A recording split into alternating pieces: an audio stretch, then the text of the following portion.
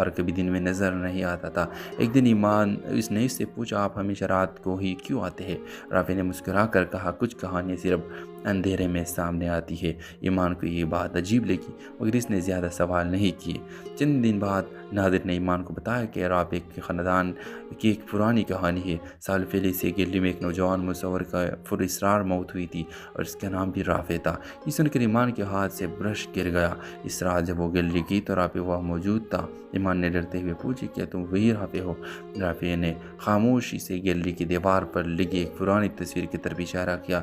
وہ تصویر اس کی تھی۔ ایمان کو تب احساس ہوا کہ وہ جس چہرے کو مہینوں سے بنا رہی تھی وہ دراصل ایک ادھوری کہانی کی روح تھی جو سچ سامنے لانا چاہتی تھی۔ رافع نے کہا، میری کہانی ادھوری رہ گئی تھی، تمہاری تصویروں نے مجھے آواز دی۔ کہانی کے اختتام اس منظر پر ہوتا ہے جب ایمان آخری بار رافع کی تصویر مکمل کرتی ہے۔ جیسے ہی وہ برش رکھتی ہے، رافع مسکرا کر آہستہ آہستہ غائب ہو جاتا ہے اور ایمان کو پہلی بار سکون محسوس ہوتا ہے، کیونکہ بعض کہانیاں محبت سے نہیں سچ سامنے آنے سے مکمل ہوتی ہے۔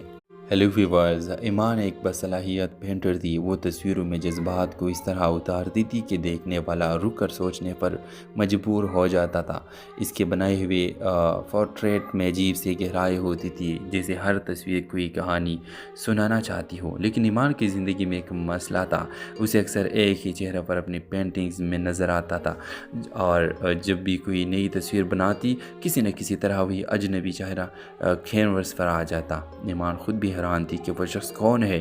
ایک دن اس کی دوست شازیہ اسی شہر میں ایک آرٹ گیلری لے گئی جہاں نئی پینٹنگز کی نمائش ہو رہی تھی۔ گیلری کے مالک نادر نے ایمان کی صلاحیت دیکھ کر اسے بھی اپنے پینٹنگز نمائش میں رکھنے کی پیشکش کی۔